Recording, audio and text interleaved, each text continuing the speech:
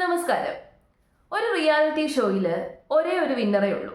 ഒരാൾക്ക് മാത്രമേ അതിനകത്ത് വിജയിക്കാൻ വേണ്ടിയിട്ട് സാധിക്കത്തുള്ളൂ. ഒരാളെ വിജയിക്കുള്ളൂ എന്നറിഞ്ഞുകൊണ്ടാണ് എല്ലാ മത്സരാർത്ഥികളും ആ ഒരു റിയാലിറ്റി ഷോയിൽ പങ്കെടുക്കുന്നത്. ആ റിയാലിറ്റി ഷോയിൽ ഒരു വിന്നർ ഉണ്ടാകുന്നു.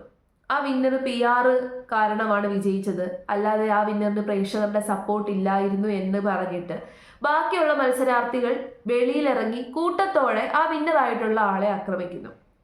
ഇനി ഈ വിന്നർ എന്താണ് ചെയ്യുന്നത്? വിന്നറിന്റെ പരിപാടിയുമായിട്ട് ഓരോ സ്റ്റേജ് പ്രോഗ്രാമായിട്ട് അങ്ങോട്ടും ഇങ്ങോട്ടും പോകുന്നു, നല്ല തിരക്കിലാണ്. ഇതിൽ നിന്ന് മനസ്സിലാക്കേണ്ടത് എന്താണ്? എപ്പോഴും വിജയിച്ചു നിൽക്കുന്ന ആൾക്ക് നേരെ ഒരുപാട് ആൾക്കാർ കുരയ്ക്കാനുണ്ടാകും. പക്ഷേ അൾട്ടിമേറ്റ്ലി എല്ലാ ആൾക്കാരും കാണുന്നത് ആരെയായിരിക്കും? വിജയായിട്ടുള്ള ആളെ ആയിരിക്കും. ബിഗ് ബോസ് എന്ന് പറയുന്ന റിയാലിറ്റി ഷോ, ആ ഷോയിൽ PR പാടില്ല എന്നുള്ളൊരു റൂളില്ല. PR ഒരിക്കലും പാടില്ല. PR ചെയ്യുന്ന ആൾക്കാർക്ക് ഈ ഒരു ഷോയിൽ സ്ഥാനമില്ല എന്നുള്ളൊരു റൂള് അതിനകത്തില്ല. എപ്പോഴും ബിഗ് ബോസിന് ഏറ്റവും കൂടുതൽ ആവശ്യമായിട്ടുള്ള സാധനം എന്താണ്? PR ആണ്. അതിപ്പോൾ റിയാലിറ്റി ഷോ എന്നല്ല, ബാക്കിയുള്ള എല്ലാ കാര്യത്തിനും PR എന്ന് പറയുന്ന സാധനം ആവശ്യമാണ്. ഇന്നത്തെ കാലഘട്ടത്തിന്റെ ഒരു പ്രത്യേകതയാണ്.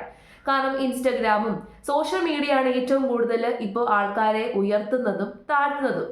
അതുകൊണ്ട് തന്നെ PR അത്യാവശ്യമായിട്ടുള്ള കാര്യമാണ്. ഓൾമോസ്റ്റ് കാശുള്ള മത്സരാർത്ഥികളൊക്കെ തന്നെ PR കൊടുക്കുകയും ചെയ്യും. പിന്നെ എന്തിനാണ് ഈ PR എന്ന് പറഞ്ഞുകൊണ്ട് കിടന്ന് നിലവിളിക്കുന്നതെന്ന് മനസ്സിലാകുന്നില്ല. ബിഗ് ബോസിന്റെ വിന്നറായത് അനുമോളാണ്. അനുമോൾക്ക് ആരും വോട്ട് ചെയ്തില്ല, അനുമോൾക്ക് പ്രേക്ഷകരുടെ സപ്പോർട്ട് ഇല്ലായിരുന്നു എന്ന് പറഞ്ഞു കഴിഞ്ഞാൽ അതെങ്ങനെ വിശ്വസിക്കാൻ സാധിക്കും? അനുമോള് പോകുന്ന സ്ഥലത്തൊക്കെ ലക്ഷക്കണക്കിന് ആൾക്കാർ അനുമോളെ കാണാൻ വേണ്ടിയിട്ട് തടിച്ചുകൂടി നിൽക്കുന്ന സാഹചര്യത്തിൽ അത്രയും ആൾക്കാരും അനുമോളെ സപ്പോർട്ട് ചെയ്തതുകൊണ്ടാണല്ലോ. അല്ലെങ്കിൽ ഒരു കാരണവശാലും ഇത്രയും ആൾക്കാർ അനുമോളെ കാണാൻ വേണ്ടിയിട്ട് പ്രോഗ്രാമുകളിൽ കയറി ഇറങ്ങി നടക്കത്തില്ല. ബാക്കിയുള്ള ആൾക്കാരെ കാണാനോ അവരെ പ്രോത്സാഹിപ്പിക്കാനോ പ്രത്യേകിച്ച് ആരും തന്നെ അവിടെ ഇല്ല. പിന്നെ അനീഷിന്റെ കാര്യം. അനീഷ് എന്ന് പറയുന്നത് നല്ലൊരു മത്സരാർത്ഥി ആയിരുന്നു. കാരണം ഒരു കോമണർ ആയിട്ട് വന്നിട്ട് അത്രയും നാൾ അവിടെ നിൽക്കുക, സെക്കൻഡ് പ്രൈസ് വാങ്ങിക്കുക എന്ന് പറയുന്നത് വലിയ കാര്യമാണ്. പക്ഷേ ഒരു കോമണർ ആയിട്ട് വന്ന അനീഷിന് ഫസ്റ്റ് പ്രൈസ് വിന്നർ ആകാനുള്ള അർഹത ഉണ്ടായിരുന്നു ചോദിച്ചു കഴിഞ്ഞാൽ സംശയമാണ്. കാരണം അനീഷ് അത്യാവശ്യം നല്ല രീതിയിൽ മത്സരിച്ചു എന്നിരുന്നാൽ തന്നെയും പ്രേക്ഷകരെ അത്രയ്ക്കങ്ങ് പിടിച്ചിരുത്താനുള്ള കഴിവൊന്നും അനീഷിനുണ്ടായിരുന്നു എന്ന് തോന്നുന്നില്ല. ഇപ്പം എനിക്ക് തോന്നുന്നു ഫീമെയിൽ ആയിട്ടുള്ള പ്രേക്ഷകരുണ്ടല്ലോ, അതായത് ഫീമെയിൽ വ്യൂവേഴ്സിനെ പിടിച്ചിരുത്താനൊന്നും അനീഷിനെ കൊണ്ട് സാധിച്ചിട്ടില്ല. കാരണം അനീഷിന്റെ പല കാര്യങ്ങളും കുറച്ച് സ്ത്രീകൾക്ക് വിരോധമായിട്ട് അല്ലെങ്കിൽ സ്ത്രീകൾക്ക് എതിരായിട്ടുള്ള പല നിലപാടുകളും അനീഷ് അതിനകത്ത് പറഞ്ഞിട്ടുമുണ്ട്, അതിന് മുമ്പേയും പറഞ്ഞിട്ടുണ്ട്. ബിഗ് ബോസിൽ വന്ന ആ ഒരു ടൈമിലും അനീഷ് പറഞ്ഞിട്ടുണ്ടായിരുന്നു. അതുകൊണ്ട് എല്ലാ രീതിയിലുള്ള പ്രേക്ഷകരെയും പിടിച്ചിരുത്താനുള്ള ഒരു മത്സരം അനീഷ് അവിടെ കാഴ്ചവെച്ചില്ല. പക്ഷെ അനുമോളെ സംബന്ധിച്ചിടത്തോളം കുടുംബ പ്രേക്ഷകരെ പിടിച്ചിരുത്താനും ടീനേജേഴ്സിനെ പിടിച്ചിരുത്താനും എല്ലാ ഏജ് ഗ്രൂപ്പിലുള്ള ആൾക്കാർക്കും ഒരു ഇഷ്ടം തോന്നേണ്ട പ്രകടനം അനുമോൾ അവിടെ കാണിച്ചു. കുറെ ആൾക്കാർ പറയുന്നു അനുമോൾ അതിനകത്ത് നിന്ന് കുറ്റം പറയുകയായിരുന്നു, മറ്റുള്ളവരെ ചതിച്ചു, കുറ്റം പറഞ്ഞു. ഇതൊക്കെ ഒരു മത്സരമല്ലേ? അവിടെ മത്സരിക്കാനല്ലേ പോയത്, അല്ലാതെ നല്ല പേര് കിട്ടാനൊന്നും അല്ലല്ലോ പോയത്. അവിടെ പോയി നമ്മളെ കൊണ്ട് പറ്റുന്ന എല്ലാ രീതിയിലുള്ള കാര്യവും പുറത്തെടുക്കണം. ചതിയും വഞ്ചനയും അതിനകത്ത് കാണിക്കുന്ന കാര്യങ്ങളെല്ലാം അതിന്റെ പാർട്ടാണ്. ഈ ബിഗ് ബോസ് എന്ന് പറയുന്ന റിയാലിറ്റി ഷോ അങ്ങനെയല്ലേ? അതായത് അവിടെ എല്ലാ ആൾക്കാരെയും കൊണ്ടിടുന്നു. ഈ എത്ര മത്സരാർത്ഥികളുണ്ടോ അത്രയും മത്സരാർത്ഥികൾ പരസ്പരം അങ്ങോട്ടും ഇങ്ങോട്ടും മനസ്സിലാക്കി കുറച്ച് ക്രൂക്കഡ് ആയിട്ടുള്ള ഗെയിം കളിച്ചെങ്കിൽ മാത്രമേ അവിടെ നിലനിൽക്കാൻ വേണ്ടിയിട്ട് സാധിക്കത്തുള്ളൂ. ആ ക്രൂക്കഡ് ആയിട്ടുള്ള വിദ്യകളിൽ ഒരെണ്ണം മാത്രമാണ് ഈ ചതി വഞ്ചന എന്നൊക്കെ പറയുന്നത്. ആ ഷോയുടെ ആ ഒരു ഇതങ്ങനെയാണ്, രീതി അങ്ങനെയാണ്. ആ ഷോയുടെ രീതി മനസ്സിലാക്കാത്തവരാണ് വെളിയിൽ വന്നിട്ട് ഇങ്ങനെയൊക്കെ കാണിച്ചു കഴിഞ്ഞാൽ വിജയിക്കാമോ, ഞങ്ങൾക്കതൊന്നും അറിയത്തില്ല, നിങ്ങൾക്കതൊന്നും അറിയത്തില്ലായിരുന്നുണ്ടായിരുന്നെങ്കിൽ ആ ഷോയിൽ പങ്കെടുക്കാതെ ഇരിക്കുകയായിരുന്നു ചെയ്യേണ്ടത്. അല്ലാതെ അവിടെ പോയി തിരിച്ചു വന്നിട്ട് ഈ വിന്നറായിട്ടുള്ള വ്യക്തിയെ കിടന്ന് തലങ്ങും വിലങ്ങും കിടന്ന് ചെളി വാരി എറിഞ്ഞ് അയാളെ കുറ്റം പറഞ്ഞ് ആവശ്യമില്ലാത്ത കാര്യങ്ങളൊക്കെ പറഞ്ഞ് എന്തിനാണ്? ഇനി വേറൊരു കാര്യമുണ്ട്. അനുമോൾ എന്ന് പറയുന്ന വിന്നർ ഇനി ഏറ്റവും കൂടുതൽ ശ്രദ്ധിക്കേണ്ട ഒരു കാര്യമുണ്ട്. നമ്മുടെ ചുറ്റും ഒരുപാട് ആൾക്കാർ, മാധ്യമങ്ങൾ, ഓൺലൈൻ മീഡിയാസ് ഇങ്ങനെ ഈച്ചകളെ പോലെ വന്ന് പൊതിയും. അനുമോളുടെ ചുറ്റും ഒരുപാട് ഓൺലൈൻ മീഡിയാസ് ഉണ്ട്. ഈ ഓൺലൈൻ മീഡിയാസ് അനാവശ്യമായിട്ടുള്ള പല ക്വസ്റ്റ്യനുകളും ചോദിക്കും. അത് ഈ അനീഷുമായിട്ട് കണക്ട് ചെയ്തും പ്രണയം അങ്ങനെ കുറേ അനാവശ്യമായിട്ടുള്ള കാര്യങ്ങൾ, പേഴ്സണൽ ആയിട്ടുള്ള ലൈഫിലേക്ക് ഇടിച്ചു കയറി കടന്നു കയറി ഒരുപാട് അനാവശ്യ ക്വസ്റ്റ്യനുകൾ ചോദിക്കും. ഈ ചോദ്യങ്ങൾക്കൊന്നും ഉത്തരം പറയാതെ ഇരിക്കുക എന്നുള്ളത് അനുമോൾ ഇനി പ്രത്യേകം ശ്രദ്ധിക്കേണ്ട ഒരു കാര്യമാണ്. ഉത്തരം പറഞ്ഞു കഴിഞ്ഞാൽ അവിടെ നമ്മുടെ നിലവാരം പോകും. കാരണം ഇവർ പല രീതിയിലുള്ള ഗോസിപ്പുകൾ ഇറക്കും.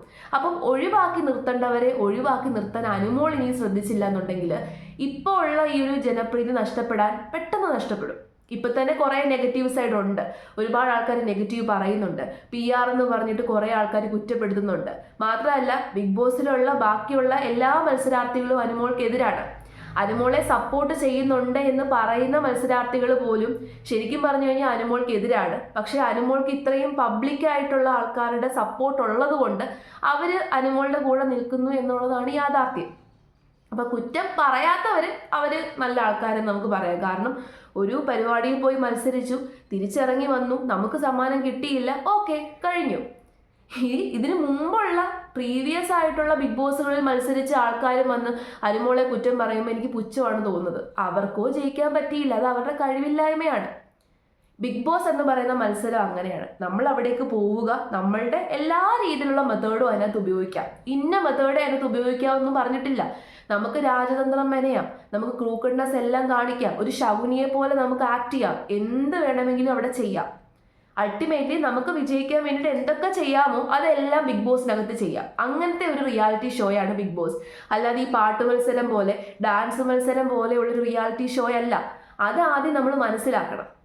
ബിഗ് ബോസ് കഴിഞ്ഞു, ബിഗ് ബോസിന്റെ വിന്നറേയും തിരഞ്ഞെടുത്തു, പിന്നെയും ഈ ബിഗ് ബോസ് റിലേറ്റഡ് ആയിട്ടുള്ള കാര്യങ്ങൾ പറഞ്ഞ് സോഷ്യൽ മീഡിയ കത്തിക്കൊണ്ടിരിക്കുകയാണ്. അതൊക്കെ അനാവശ്യ വിവാദങ്ങളല്ലേ? സത്യത്തിൽ ഒരു പ്രയോജനമില്ലാത്ത അനാവശ്യ വിവാദങ്ങളല്ലേ? അനുമോളെ നോക്കിക്കഴിഞ്ഞാൽ അനുമോള് സ്റ്റേജ് ഷോകളിലേക്ക് ഇങ്ങനെ ഓടി നടന്നുകൊണ്ടിരിക്കുകയാണ്. ഇപ്പൊ അനുമോളുടെ ചുറ്റും ഒരുപാട് ആൾക്കാരുണ്ട്, ഒരുപാട് മാധ്യമപ്രവർത്തകരുണ്ട്. പക്ഷെ ആ മാധ്യമപ്രവർത്തകരോടൊന്നും തന്നെ അനുമോൾ ആരെ പറ്റിയിട്ടും കുറ്റം പറയുന്നത് നമ്മൾ കണ്ടില്ല. വിജയുടെ ഒരു പ്രത്യേകതയാണ്, അത് സത്യമാണ്. അനുമോൾ ആരെ പറ്റിയിട്ടും കുറ്റം പറയുന്നത് കണ്ടില്ല. പക്ഷേ ബാക്കിയുള്ള ആൾക്കാർ അനുമോളെ പറ്റിയിട്ട് കുറ്റം പറയുന്ന സമയത്ത് നമ്മൾ മനസ്സിലാക്കേണ്ടത്, അനുമോളെ പറ്റി കുറ്റം പറയണമെന്നുണ്ടെങ്കിൽ എന്തെങ്കിലുമൊക്കെ കാര്യങ്ങൾ ഉണ്ടല്ലോ. എന്തെങ്കിലും ഉള്ളവരെ പറ്റിയിട്ട് മാത്രമേ നമുക്ക് കുറ്റം പറയാൻ വേണ്ടിയിട്ട് പറ്റത്തുള്ളൂ. ഈ ശൈത്യ, ബിന്നി ഇവരൊക്കെ ശരിക്കും പറഞ്ഞു കഴിഞ്ഞാൽ ചീപ്പായിട്ടുള്ള ഷോയാണ് കാണിച്ചത്. അവരുടെ ലൈഫുമായിട്ട് ബാക്കിയുള്ള കാര്യങ്ങളുമായിട്ട് മുന്നോട്ട് പോയായിരുന്നുണ്ടെങ്കിൽ ഇത്രയധികം നെഗറ്റീവ് ഒപ്പീനിയൻ അവരെ പറ്റിയിട്ട് ഉണ്ടാകുമോ? ഒരിക്കലുമില്ല. ചില ആൾക്കാർ പറയുന്നു അത് അനീഷിന് കിട്ടേണ്ട കപ്പായിരുന്നു, ആ കപ്പ് അനുമോൾ വീട്ടിൽ കൊണ്ട് വെക്കാൻ പാടില്ല, അനുമോൾ കുളുപ്പുണ്ടെങ്കിൽ അനുമോൾ വീട്ടിൽ കൊണ്ട് വെക്കരുത് എന്ന്. നമ്മളൊരു കാര്യം മനസ്സിലാക്കേണ്ടത്, അനീഷിന് കിട്ടേണ്ട കപ്പായിരുന്നുണ്ടെങ്കിൽ ആരൊക്കെ ചെയ്തെന്ന് പറഞ്ഞു കഴിഞ്ഞാലും അത് അനീഷിന് കിട്ടിയേനെ. അനീഷിന്റെ കയ്യിൽ അത് കിട്ടാൻ യോഗ്യതയില്ലായിരുന്നു. യോഗ്യത മാത്രമല്ല, അനീഷിന്റെ കയ്യിൽ അത് കിട്ടാനുള്ള ഇതില്ലായിരുന്നു. അതുകൊണ്ട് അനീഷിന്റെ കയ്യിൽ ആ കപ്പ് കിട്ടിയില്ല. അനീഷിന് ഇപ്പോൾ കോൺഫിഡൻസ് ഗ്രൂപ്പ് 10 ലക്ഷം രൂപ കൊടുത്തു. അത് കോൺഫിഡൻസ് ഗ്രൂപ്പിന് മനസ്സിലായതുകൊണ്ടാണ്, വിഷമം വന്നതുകൊണ്ടാണ് എന്ന് വേറെ കുറെ ഗോസിപ്പുകൾ ഇറക്കുന്നു. അയാൾക്ക് കൊടുക്കാൻ തോന്നി, കൊടുത്തു, നല്ല കാര്യം, അദ്ദേഹത്തിന് കിട്ടട്ടെ. പക്ഷേ അനീഷിന് എല്ലാ രീതിയിലുള്ള പ്രേക്ഷകരെയും പിടിച്ചിരുത്താൻ പറ്റുമോ എന്ന് ചോദിച്ചു കഴിഞ്ഞാൽ പറ്റിയില്ല. എല്ലാ രീതിയിലുള്ള പ്രേക്ഷകരുടെ മനസ്സിൽ കയറിക്കൂടാൻ പറ്റുമോ എന്ന് ചോദിച്ചു കഴിഞ്ഞാൽ പറ്റിയിട്ടില്ല. പക്ഷെ അനുമോൾക്ക് അത് സാധിച്ചതുകൊണ്ട് എല്ലാ ഏജ് ഗ്രൂപ്പിലുള്ള എല്ലാ രീതിയിലുള്ള പ്രേക്ഷകർക്കും അനുമോളെ സപ്പോർട്ട് ചെയ്യാൻ വേണ്ടിയിട്ട് സാധിച്ചു. ഒരുപാട് പേര് അനുമോൾക്ക് വോട്ട് ചെയ്തിട്ടുണ്ട്. എത്ര PR ഉണ്ട് എന്ന് പറഞ്ഞു കഴിഞ്ഞാലും അൾട്ടിമേറ്റ്ലി നമ്മൾ അതിനകത്ത് എന്തെങ്കിലുമൊക്കെ പ്രകടിപ്പിക്കണം. ആ ഷോയിൽ പോയി ഒട്ടും പ്രകടിപ്പിക്കാതെ അവിടെ ഇവിടെ വെറുതെ മൂലയ്ക്ക് കുത്തിയിരുന്ന് കുറ്റം മാത്രം പറഞ്ഞ ആൾക്കാർ അനുമോളെ വന്നിരുന്ന് കുറ്റം പറഞ്ഞിട്ട് വല്ല കാര്യമുണ്ടോ? ഇല്ല.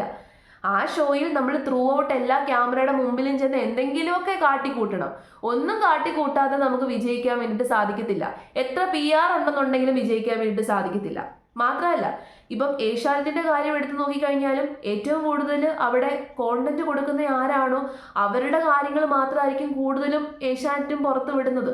അതിപ്പോൾ അങ്ങനെയാണ്. അതിനകത്ത് പോയി കോണ്ടന്റ് കൊടുക്കാൻ പറ്റാതെ വെറുതെ അവിടെ പോയിരുന്ന് മൂലയ്ക്ക് കുത്തിയിരുന്നിട്ട് കാര്യമുണ്ടോ? ഇല്ല. വിജയിക്കാൻ പറ്റുമോ? ഇല്ല. PR ഉണ്ടെങ്കിലും വിജയിക്കാൻ പറ്റത്തില്ല. പക്ഷേ അനുമോൾ അതിനകത്ത് കോണ്ടന്റ് കൊടുത്തു, അനുമോൾ അതിനകത്ത് കുറേ കാര്യങ്ങൾ ചെയ്തു, അനുമോൾ അതിനകത്ത് കുറേ ഒരു അനുമോളുടേതായിട്ടുള്ള ഒരു വ്യൂവേഴ്സിനെ അനുമോൾ ഉണ്ടാക്കിയെടുത്തു. അതുകൊണ്ട് അനുമോൾക്ക് അർഹതയുണ്ടായിരുന്നു, കിട്ടി.